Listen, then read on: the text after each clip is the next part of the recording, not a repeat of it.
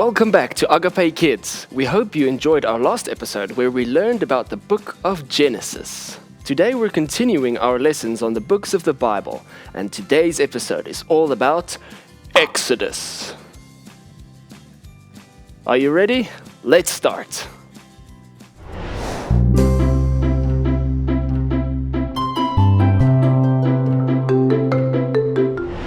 Let's learn about the second book of the Bible, Exodus. Exodus. Yes, Ginger.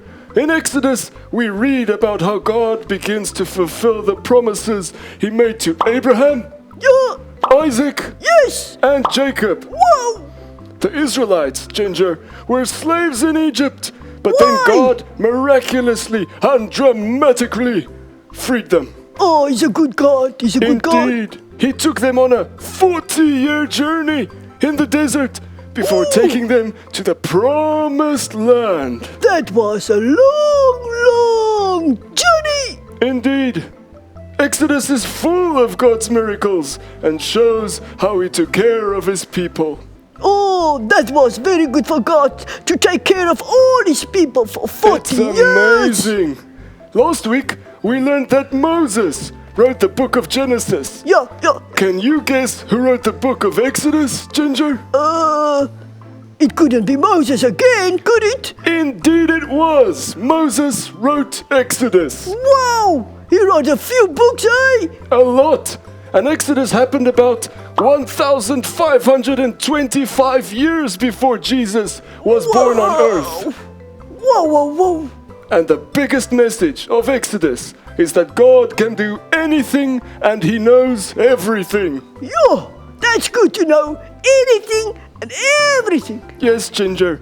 So, Exodus is the second book of the Bible, tells us all about how God freed the Israelites, and it teaches us that God can do anything and knows everything, Ginger. Oh, it's good.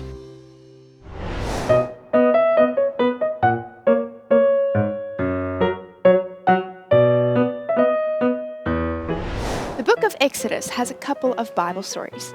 Some of the most well-known are: Baby Moses is rescued,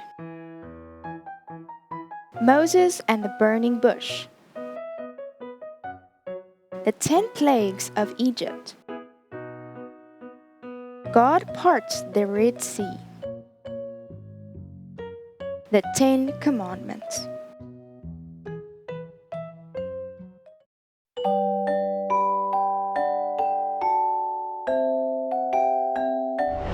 There are a bunch of popular Bible stories in the book of Exodus, and today's story is the story of the 10 plagues of Egypt. Pharaoh, the king of Egypt, didn't want to listen to God and let the Israelites go free. So God told Moses and Aaron to go to the Nile River and use Aaron's staff to turn the river into blood. So Aaron did what God had said and struck the Nile with his staff. The water was changed to blood. The fish died, the Egyptians could not drink the water, and the river smelled bad. Pharaoh's magicians did the same thing by using their secret arts. Pharaoh refused to obey God and turned and went back to the palace. 7 days later, God told Moses to tell Aaron to stretch his staff over the streams, canals, and ponds to make frogs come out onto the land. Pharaoh's magicians used their secret arts again, and they were able to do the same thing. Frogs were everywhere, and Pharaoh summoned Moses and Aaron. "Pray to your God to take the frogs away from my people, and I will let your people go," promised Pharaoh. Moses replied, "So you will know there is no one like God. The frogs will leave you and your houses tomorrow." Moses prayed to God, and God answered. Frogs died in the houses, courtyards, and fields. The dead frogs were piled into heaps, and the smell was really bad. Pharaoh, however, broke his promise and refused to let the Israelites go and worship God in the wilderness. So God told Moses to tell Aaron to strike the dust with his staff, and the dust would become gnats. Pharaoh's magicians tried to do it too, but they could not. "This is the finger of God," they told Pharaoh. Gnats were on people and animals everywhere. Pharaoh still had a hard heart and refused to let the Israelites go and worship God. Early in the morning, as Pharaoh went down to the river, Moses and Aaron told him what God had planned next. Swarms of flies would buzz around the Egyptians, but they would leave the Israelites alone. Dense swarms of flies came into the palace and the houses of the Egyptians. But the flies stayed away from the Israelite slaves. Pharaoh called Moses and Aaron again. "I will let you go and offer sacrifices to your God, but you must not go far. Now, pray to God to stop the flies." Moses prayed, and the next day the flies left. But Pharaoh broke his promise and refused to let the Israelite slaves go. Moses went to Pharaoh again. "If you refuse to let my people go, tomorrow God will bring a terrible plague on your horses, donkeys, camels, cattle, sheep, and goats. But the slaves' animals will stay alive and healthy." The next day, the farm animals of the Egyptians died. Pharaoh investigated and found out that the animals belonging to the Israelite slaves were alive and well, but he refused to let God's people go and worship him in the wilderness. Moses took soot from a furnace and threw it into the air in front of Pharaoh. God says, "This soot will become a fine dust, and the people and animals will get festering boils."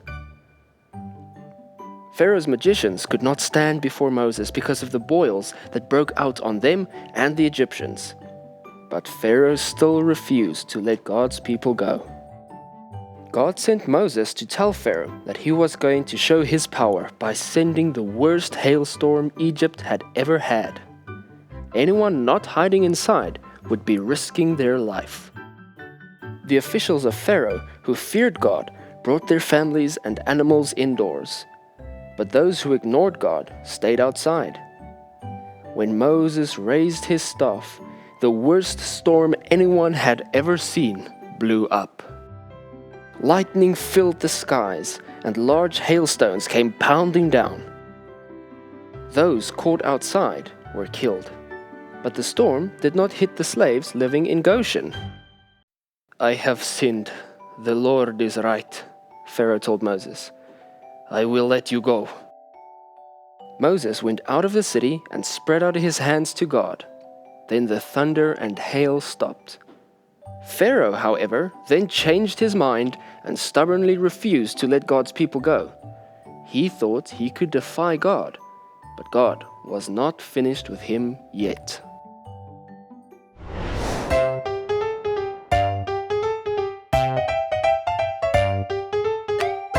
Okay, boys and girls, before we continue with the Bible story, it is time to learn the memory verse. Today's memory verse is in Exodus 3, verse 14. God said to Moses, "I am who I am. This is what you are to say to the Israelites. I am has sent me to you." So, in today's verse, we learn that God sent Moses to save the Israelites and to tell them that the God I am had sent Moses. By saying he was the I am, God was telling everyone that he has always existed. Okay, boys and girls, now that we know what the memory verse means, let's all say it together. Are you ready? 1, 2, 3. Exodus 3, verse 14. God said to Moses, "I am who I am. This is what you are to say to the Israelites. I am has sent me to you."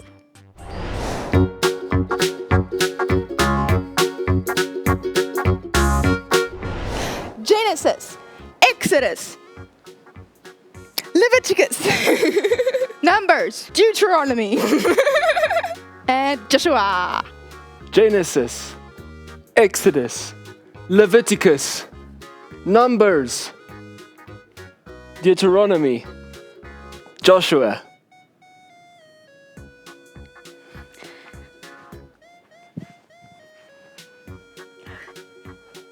Genesis, Exodus, Leviticus, Numbers, Deuteronomy. No, Joshua.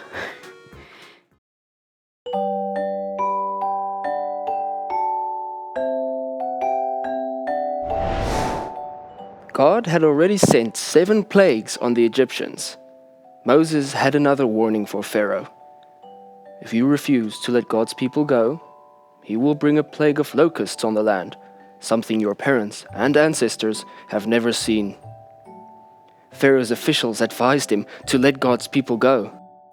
But when Pharaoh found out that all the Israelite slaves would be leaving, he gave only permission for the men to go and worship God. Then he ordered Moses and Aaron to get out of his presence. So Moses raised his staff over Egypt. An east wind blew all night, bringing in a swarm of locusts. They covered the ground, making it look black, and ate everything growing in the fields, until nothing green remained on any plant or any tree. I have sinned against God, Pharaoh told Moses. Forgive me once more, and pray to God to take this deadly plague away. When Moses left Pharaoh and prayed, the wind changed direction and blew from the west, carrying the locusts into the Red Sea. Pharaoh became stubborn again, broke his promise, and refused to let God's people go and worship him. Moses stretched out his hands, and a total darkness came over the land for 3 days. Only in Goshen, where the Israelite slaves lived, was there light. The Egyptians could not see anyone else or move around. Pharaoh summoned Moses. Go and worship God. Take your women and children as well, but you must leave your animals behind. Our animals must travel with us, insisted Moses. Some are needed to offer sacrifices to God. Get out of my sight, ordered Pharaoh. Don't ever appear before me again. If you do, you will die. Just as you say, replied Moses. I won't ever appear before you again. But God has one more plague to send. About midnight, the firstborn son of every family and animal will die, and there will be a weeping and crying everywhere, except among God's people. Moses was red with anger. Then your officials will come and bow before me and tell us to leave. After that, we shall leave. Moses then turned and walked out of the palace. The Lord then told Moses to tell his people that on the 10th day of the month, every man who was head of a family was to sacrifice a lamb. Those who couldn't afford a lamb should join with a family that had one. The lambs must be 1-year-old males without defect. God's people obeyed, and each family sacrificed a lamb. God then told them to put some of the blood of the slain lamb into a basin. Then, using a bunch of hyssop leaves dipped in the blood, they should smear the top and sides of the door frames of the house where they were going to eat the meat. God explained that that night he was going to pass through the land of Egypt to bring judgment. But if he saw the blood on the doorposts of a house, he would pass over, and those inside would be protected. So the Israelites did as God instructed. That evening, God's people got dressed ready to leave Egypt and sat down for a meal they would later call the Passover, because God would pass over them. Moses explained that the Passover meal was to be celebrated every year. And when children asked what it meant, they were to say to them that God had spared those homes that were covered by the blood of the Lamb, and God had set his people free. At midnight, the Lord passed over the land, and the firstborn son of Pharaoh and every Egyptian family was found dead. The firstborn of every animal was slain too. There was weeping and crying in every house except those houses with blood on the doorposts. That night, Pharaoh summoned Moses and Aaron and said, Up, leave my people, and go and worship the Lord God. Take your families and animals with you. Please bless me. God's people packed their belongings, and the Egyptians, afraid that they might all die, gave them gifts of silver and gold. Hurry up and leave, they urged. God's people rushed off so quickly that they did not have time to add yeast to the bread that they had made. They had been slaves for 430 years, and now they were finally free, just as God had promised. To finish off our lesson for today, we're going to have a pop quiz. The way this works is the question will show on the screen and you will have 20 seconds to answer it. Enjoy!